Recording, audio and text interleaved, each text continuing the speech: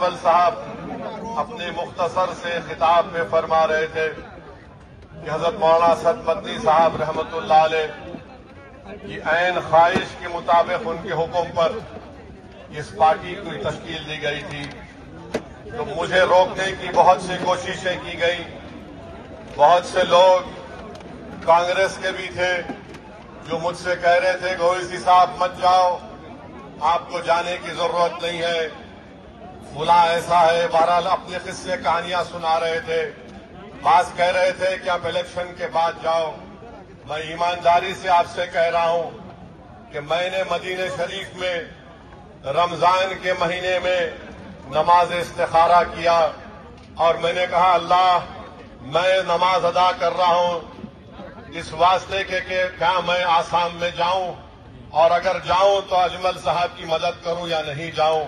अल्हम्दुलिल्लाह अल्लाह सुब्हानहू तआला ने मुझे मौका दिया आपके दरमियान में आने का और मेरी अल्लाह से दुआ है कि अल्लाह सुब्हानहू तआला आप तमाम पर अपनी रहमतों को, अपने फजल को नाजिल करे और अल्लाह सुब्हानहू तआला आसाम के मुसलमानों की मुसीबतों का खात्मा कर दे और जो लोग जुल्म कर रहे हैं अल्लाह उनको इस जुल्म से रोक दे, अल्लाह उनको हिदायत दे। अगर वो जुल्म करते रहेंगे तो फिर अल्लाह उनको देख लेगा इंशाअल्लाह ताला। और कांग्रेस के लोगों से बोल रहा हूं, आप कितना भी कोशिश कर लो, अल्लाह जब तक असदुद्दीन ओवैसी को जिंदा रखेगा, मुस्लिम पॉलिटिकल लीडरशिप को बनाना है, मजबूत रखना है, जिंदा रखना है। मैं हाजिर था और हाजिर रहूंगा इंशाअल्लाह ताला। मैं कोई बड़ा काम नहीं कर रहा हूं।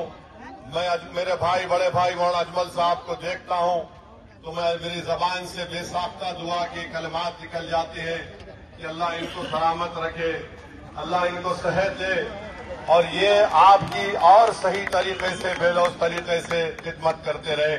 हम तमाम खादिम हैं आपके, हम तमाम आपके गुलाम हैं, हम तमाम आपके नौकर हैं। आपकी वजह से हम यहाँ पर खड़े हैं। इसमें अल्लाह का करम है, सदका है नबी करीम सल्लल्लाहु अलैहि वसल्लम का, अहले दिल की दुआएं हैं। असदुद्दीन ओवैसी कोई बड़ा आदमी नहीं है, असदुद्दीन ओवैसी आपकी तरह आम आदमी है। अल्लाह ने हमको मौका दिया है और हम आपकी खिदमत करने को आए हैं। जब मैं यहाँ पर आया हूँ तो आपसे एक दरख्वास्त करने आया हूँ, बल्कि मैं पूरे भारत के अक़लियतों की तरफ से, जो इंसाफ पसंद है उनकी तरफ से, अपनी तरफ से आप तमाम से भीख मांगने को आया हूं कि मेरे भाई इस बार पूरे बदरुद्दीन अजमल साहब के कैंडिडेट्स को कामयाब कर दो। याद रखो पूरा भारत आपकी तरफ निगाहें उठाकर देख रहा है। हैदराबाद के लोग आपकी तरफ देख रहे हैं, महाराष्ट्र, मालेगांव, मुंबई के लोग, औरंगाबाद के लोग आपकी तरफ देख रहे हैं, उत्तर प्रदेश के लोग, बिहार के लोग आपकी तरफ देख रहे हैं और ये देख रहे हैं और ये आपसे कह रहे हैं कि अब की बार तुम इंतशार का शिकार मत होना। अब की बार तुम ना मोदी से, ना हेमंत बिस्वा शर्मा से डर कर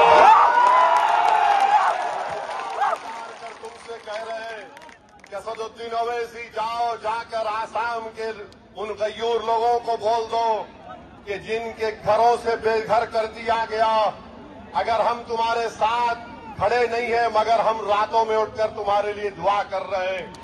मुझसे कह दिया कि असदुद्दीन ओवैसी जाओ, जाके आसाम के अपने मियां लोगों से कह दो कि कांग्रेस की मक्कार साजिश का शिकार मत हो।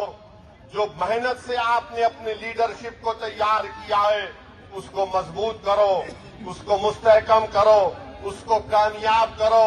याद रखो एक दिन मैं और बदरुद्दीन अजमल साहब इस जमीन की ग़िज़ा बन जाएंगे।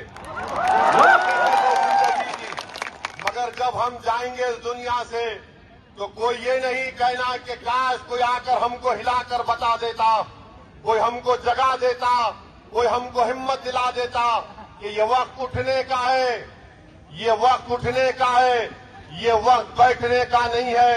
ये वक्त लड़ने का है, कर अपने हक को मनवाने का है।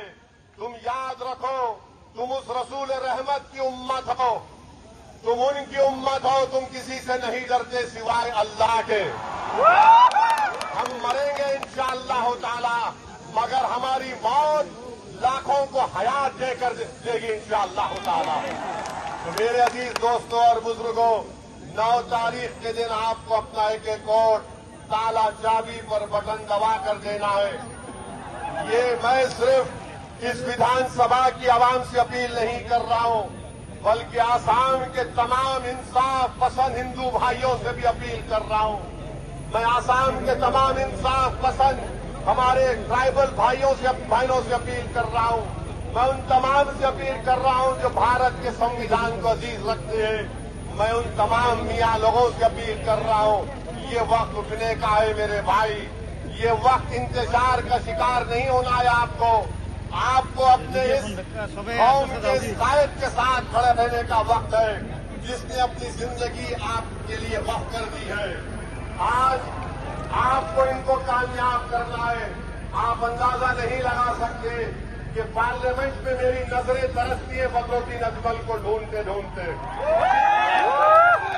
नरेंद्र मोदी की हुकूमत ने हमारी मस्जिद, दरगाह और खानकाहों को छीनने का कानून बना रहे थे। तो मेरा दिल पुकार पुकार कर मुझसे कह रहा था कि काश अगर मौलाना फखरुद्दीन अजमल मेरे बाजू होते तो ये काला कानून नहीं बन सकता था। मैं आपको जज्बात में लाने के लिए नहीं कह रहा हूं, अल्लाह जानता है। मैं पार्लियामेंट में बैठे बैठे ये महसूस कर रहा था कि काश आसाम के मुसलमान अजमल साहब को कामयाब कर देते, बिहार के लोग हमारे अख्तर ईमान को और महाराष्ट्र के लोग मेरे छोटे भाई सैयद इम्तियाज जलील को कामयाब कर देते तो हम उस काले कानून को रोक सकते थे। मगर खैर, अल्लाह के फैसले अल्लाह जानता है। अब आपको ये दिखाना है कि आप अपना एक एक वोट ताला चाबी पर लगाएंगे। 51 बरस 200 दिन कांग्रेस को सत्ता मिली आसाम में।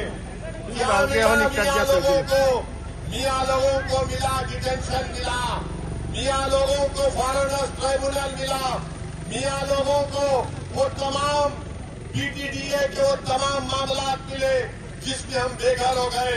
51 बरस में वही कानून लैंड ग्रैबिंग का बनाया गया था। कौन था मंत्री? रकीबुल मंत्री थे। उस कानून का इस्तेमाल करके आज ये हेमंत बिस्व शर्मा जो वक्त का कानून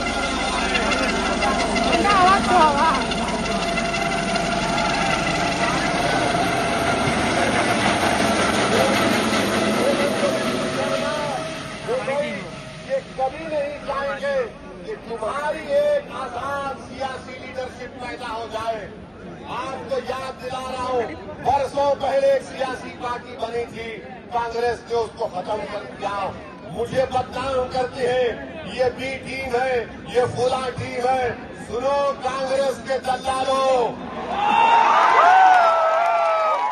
गाली दे सकते मुझे दे दो। मैं तुम्हारी गालियों से और झूठ से मुतासिर होकर घर में बैठने वाले का नाम असदुद्दीन ओवैसी। तुम जितना बोलोगे हम उतनी ज्यादा मेहनत करेंगे।